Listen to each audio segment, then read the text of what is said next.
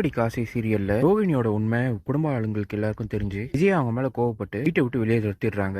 வீட்டை விட்டு வெளியே வந்த ரோகிணி எங்க போறதுன்னு தெரியாம தன்னோட ஃப்ரெண்ட் வித்யா வீட்டுக்கு போய் தங்குறாங்க. மனோஜும் பைத்தியக்காரன் போல ரோகிணி நம்மள ஏமாத்திட்டாலேன்னு வருத்தப்படுறாரு. இப்ப அண்ணாமலை மனோஜ் கிட்ட, ஏண்டா மனோஜ் உங்க அம்மா சொன்னாங்க பேச்ச கேட்காத, போய் ரோகிணியை கூட்டிட்டு வான்னு அட்வைஸ் பண்றாரு. இது கேட்ட மனோஜும் கோவப்பட்டு, அப்பா உங்களுக்கு இது தேவையில்லாத வேலை, இது என்னோட வாழ்க்கை, நான் பாத்துக்கிறேன், செஞ்சு இந்த விஷயத்துல நீங்க தலையிடாதீங்கன்னு சொல்ல, இதை கேட்ட முத்துவும் கோவப்பட்டு மனோஜ் மேல எகிர்றாரு. அவர் நம்ம அப்பா வாழ்க்கை நாசமாகணும்னு சொல்லுவாரா, நீ நல்லா இருக்கணும்னு நினைக்கிறாரு, அவர் சொல்றதை கொஞ்சம் மாத்தி கேள்றான்னு சொல்ல, மனோஜும் விடாப்படியா இந்த விஷயத்துல அம்மா எடுத்த முடிவு தான் கரெக்ட், ரோகிணியை ஏமாத்தினான்னு சொல்லிட்டு தான் வெளில எடுத்துனாங்க, நான் அவங்க பேச்சை தான் கேட்பேன், செஞ்சு யாரும் இதை பத்தி பேசாதீங்கன்னு ரூம்குள்ள போயிடுறாரு.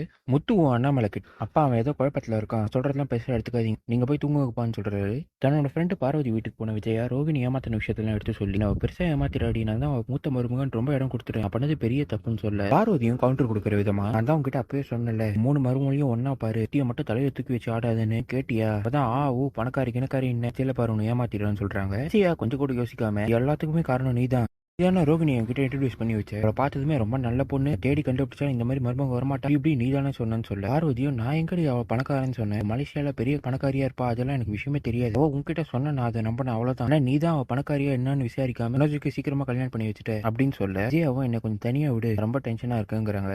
முத்து மீனா கிட்ட வீட்டுல யாரும் இல்லாம இருக்கிறது ரொம்ப கஷ்டமா இருக்குங்கன்னு சொல்லிட்டு மீனா ஸ்ருதி கிட்டையும் முத்து ரவி கிட்டையும் போன் பண்ணி ரோகிணி வீட்டு விட்டு போன விஷயத்த ரெண்டு பேரும் தனித்தனியா சொல்றாங்க. இதை கேட்ட ரவியும் ஸ்ருதியும் ஷாக் ஆகி, ரோகிணி அண்ணி எப்படிப்பட்டவங்களா, அம்மா வீட்டு விட்டு போனாங்க, இந்த மனோஜ் பையன் ஒன்னும் சொல்லியான்னு கேட்க, அவன் எங்கடா சொல்லுவான், அவன் அம்மா பேச்சு கேட்டு ஆடுறானே, அவனும் போனா போதுன்னு சொல்லிட்டு அனுப்பி விட்டானான்னு சொல்ல, நாங்க இதை கேட்டுட்டு ரிசார்ட்ல இருந்தா நல்லா இருக்காது, நாங்களும் கிளம்பி சீக்கிரமா வீட்டுக்கு வரோம் 2 பேரும் சொல்றாங்க. மீனாவும் முத்துக்கிட்ட, அவங்க அண்ணன் தான் ரொம்ப ஏமாந்துருப்பாரு, அவரே காலையில் ரொம்ப சோகமா இருந்தாரு, இப்ப எங்க போயிருப்பான்னு தெரியலன்னு சொல்ல, முத்துவும் சிரிச்சுக்கிட்டே, என் கணக்கு சரியா இருந்துச்சுன்னா அவன் இந்நேரம் குடிக்க தான் போயிருப்பான்னு சொல்ல, முத்து சொன்னபடியே மனோஜ் தன்னோட பார்க் ஃப்ரெண்டை கூட்டிக்கிட்டு கார்ல குடிச்சிட்டு இருக்கான். பார்வதி மீனாக்கு போன் பண்ணி, உங்க அத்தை இங்கதாமா இருக்கா, இது நடந்த விஷயம்லாம் சொல்லி ரொம்ப ஃபீல் பண்ணா, எப்படி எல்லாம் பேசி உன் மனசை காயப்படுத்திருப்பா, அவளுக்கு இதெல்லாம் தேவைதான், இதெல்லாம் கழிச்சு அவ்வளவே வந்துருவா, நீ அவள் நினைச்சு வருத்தப்படாதமான்னு சொல்றாங்க. இதுதான் என்ன எபிசோடு நடந்தது.